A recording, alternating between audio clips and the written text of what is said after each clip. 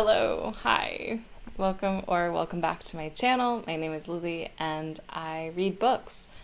And today I have my August wrap up.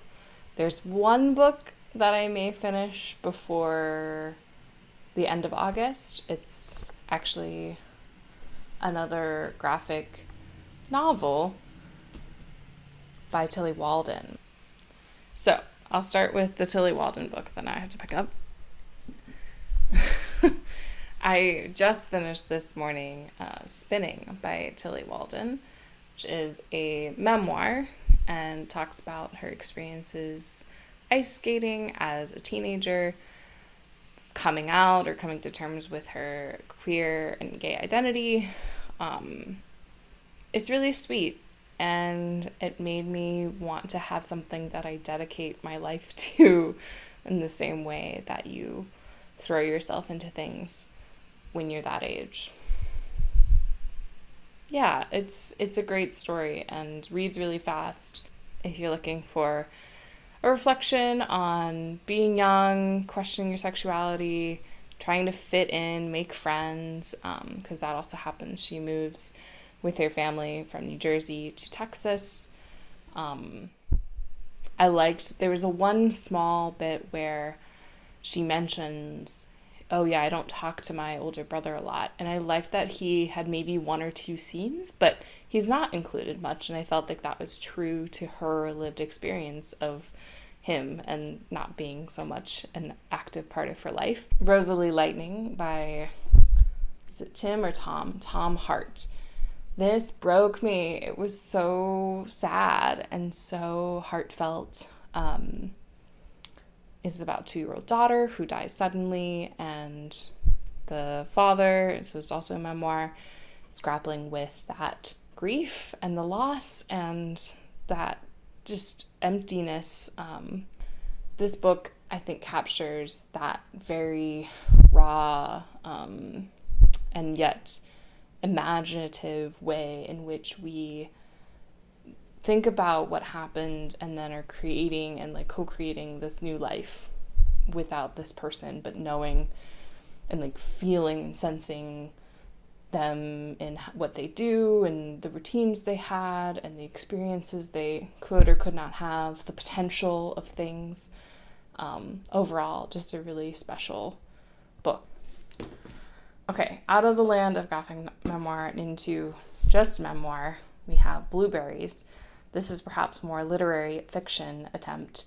And to me, this just so articulates this moment. It was published very recently.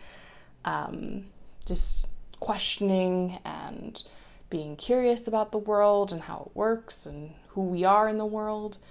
I really can't put my finger on exactly why I love this, but I loved it to the degree that I checked it out from the library first and then decided I should buy a used copy so I can lend it out to friends. I can reread sections. Writers and lovers. This surprised me. I didn't know that so much of it would be about working in a restaurant, but this follows a woman in her, I want to say late 20s. We'll say late 20s.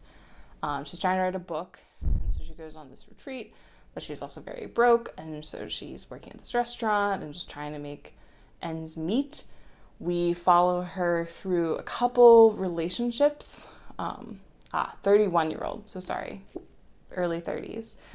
It's intimate. There's an intimacy to this that I love. A friend of mine had read it and said that the storylines kind of got confusing, and I agree that there's some temporal stuff happening that's a little hard to follow sometimes. But in general, we're kind of between two time periods, I believe. So it had enough plot to follow, but also just great characters. I really felt like I knew this Casey and why she was making the choices she was making. So overall, writers and lovers, I think 4 stars, I think I gave it, maybe 5. And then very recently this weekend, I finished Girls Can Kiss Now by Gutowitz. She's a writer for different publications, New Yorker, Vanity Fair, Vulture. And this is a dissection of lesbian culture and the ways in which, from say, 90s through now, media has shaped lesbian representation or reflected, failed to reflect rather, lesbian experiences. To me, this got better as it went along. The first essay felt a little, little try hard, but then overall, I could appreciate that this is just Jill's perspective and Jill's lived experiences, Jill's thoughts on these things. If you're looking for just some essays, if you already like long form culture writing, then I think you'd appreciate what Jill has to say. And be ready to Google things if you're not acquainted with certain memes. She doesn't not describe them, but she also maybe leans a little too much on this is a visual moment, and if you don't know what I'm talking about, you don't understand it. So you're gonna be educated on some visual culture too. Okay, I can also tell you about Everyone in This Room Will Someday Be Dead by Emily Austen. So we follow one in her 20s. Can you sense there's a theme in these books I read? And what gets probably recommended to me?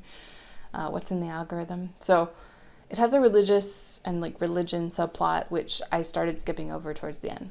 I'll just be really honest. I think I still can say I've read the book when I just, would start reading the page and be like, oh, this is still too much in a world that I don't understand and I don't care to understand. Overall, it's a book about a woman really preoccupied with death in, its various forms. Death by soul death, death by actual physical death. And I think it's more so physical death, but I would argue that there's also a metaphysical death as well. Okay, I read, but it's not very memorable. It's kind of short, but it was Feminism for the 99%, a manifesto, arguments to be made about feminism and our modern day. Basically, you should read it. This is Where You Belong, the story of how this woman was going to fall in love with the place she was in, which for her was Blacksburg, Virginia, which I didn't realize, but that's where Virginia Tech is, and she talks about that massacre and the impacts that had on the community, of course. She, as a transplant, is, trying to find ways to ingratiate herself, feel more like a local. She's like, if I want to be like a local, I gotta live like a local, think like a local. So I really appreciated that. Minneapolis gets a lot of shout outs and mentions, which is cool, and made me think about how much I've really tried to think about space and place and where I am and what it means. And there's so much going on here, and there's so much interplay, and I love that there are just so many artists. I don't think I ever appreciated, and I couldn't, right? But I yearned for it maybe in Florida, that there's this, just a scene, I suppose, or multiple scenes, and everyone has, a thing they do outside their day job, or they've made it work that art is their day job. But yeah, it's just such a vibrant place, and I feel really lucky to call it my home and keep getting to explore it and see it in different eyes. I also read a poetry collection, Tenderness. Was this poetry? It was, and I liked it. And then lastly, there is a novel called You Exist Too Much, which features a woman in her 20s and going through some therapy and trying to undo some other, internalized homophobia for sure, but also battling Islamophobia, xenophobia, and just sort of this, overall feeling oppressed and feeling, not seen or loved or cared for by a lot of other people, including herself. This chronicles, again, her journeys through, in and out of therapy and treatment and kind of recovery and, romantic relationships, and trying to understand her approaches and what makes sense to her. I think it ends on a good note, but honestly, my memory, that's it. Those are the books I read in August. Let me know, comment below what you've been reading, what you've been enjoying, and I will catch you in the next one. Bye.